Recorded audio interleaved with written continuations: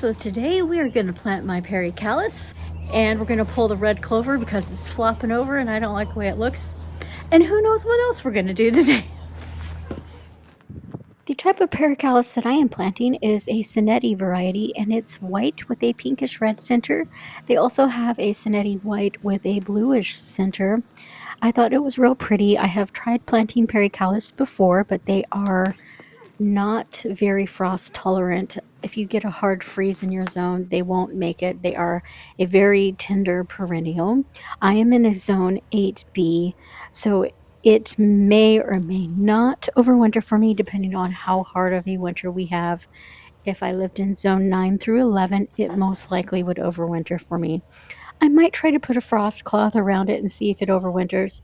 The last time I grew or planted Pericallis at my old place, it did not make it through winter.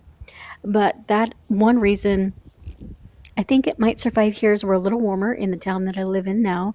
Up on the hill in the farm, we were in the foothills of the Cascades at about 1,000 feet up. Even though we were in the same zone there as we are now, zone 8B, it was still a couple degrees colder there than it is here. And so it has a better chance to survive here. So I guess we'll find out. If we have a mild winter like we did this last year, then it should survive because even the zonal geraniums right next to this pericallis that I am planting survived our winter this last year, which is crazy. So, anyways, more about this pericallis is it is because even though it doesn't make it through a hard frost, it likes the cooler warm temperatures, the cooler, like early spring temperatures. And so, usually by July, they are done blooming, but they should normally bloom from March till July unless you get a lot of heat. Like once it gets to be about 75, 80, they're like, nope, done. It's too hot. I don't want to bloom. So they're kind of, I don't know. I think, would you call that a diva plant? It needs just kind of that right temperature. It won't do well with frost, but yet it can't do well with the high heat either. So this is a good early spring bloomer. And being as in the last 2 weeks since I have planted this, as I'm editing this, mine are already done. We have had quite a few days of 80-degree temperatures, and so the pericallis is no longer blooming. Now I'm going to deadhead them and cut them back to see if I will get another flush, but I don't know if I will or not. It's already been quite hot this spring, the last couple weeks. Just adding some root fertilizer. And now we're going to pull this red clover. It does have pretty blooms, but it's not the right color of blooms that I want for up in the front here.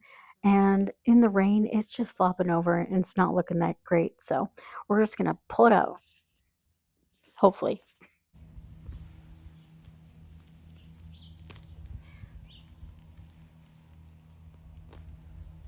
It wasn't too bad.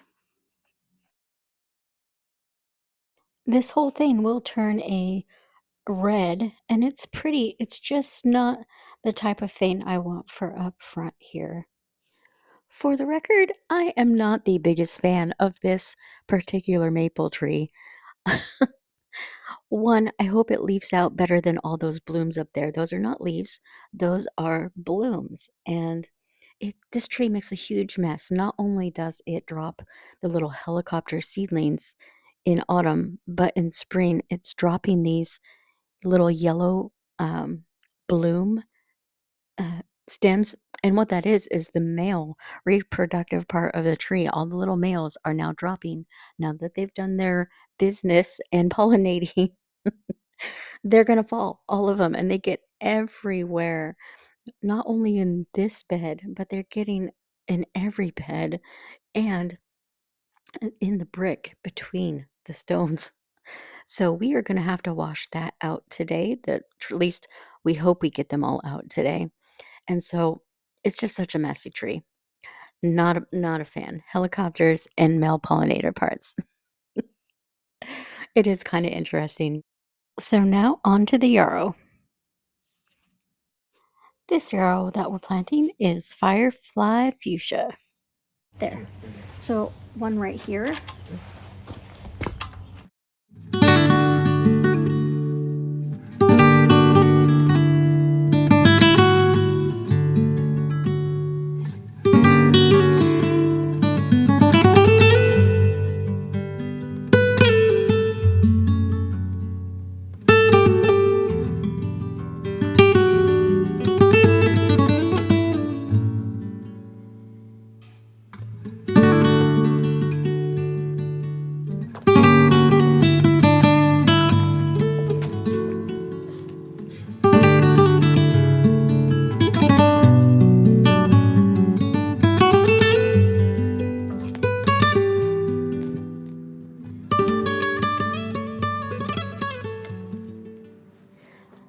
Normally, I like to plant in threes or more, but today I'm only planting two because the garden center that we bought them from only had two of the firefly fuchsias.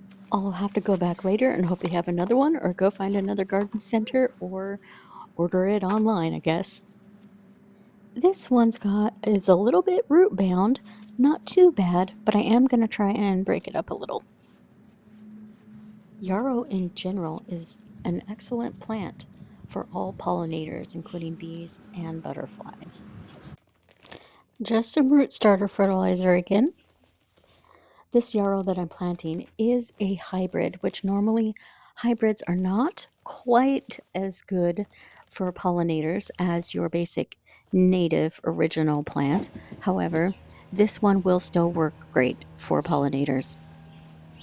But if you are specifically planting a pollinator garden, you might want to consider getting the native white yarrow. I know.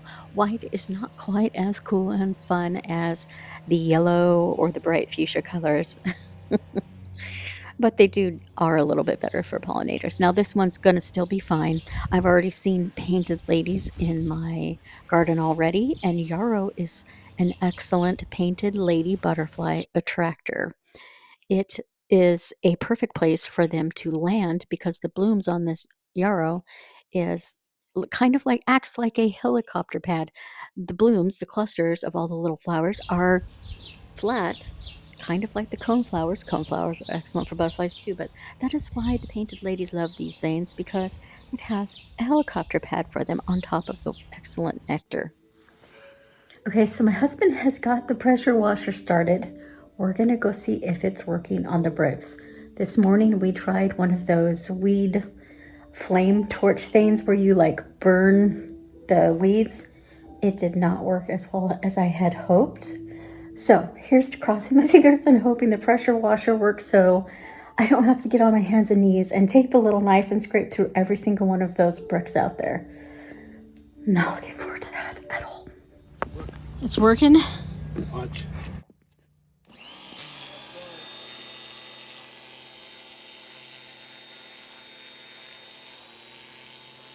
Oh, thank goodness.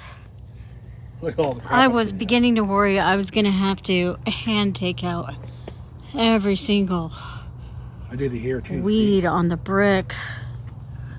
My knees and back would have not liked me very much. Well, it appears it is working great. As you can see, that part right by the patio looks clean, and over here, I'll move in closer. You can see all the moss and weeds and nastiness stuck inside the bricks. So it is working. I'm not going to have to take the weed stick and go through every single brick by brick. Thank goodness.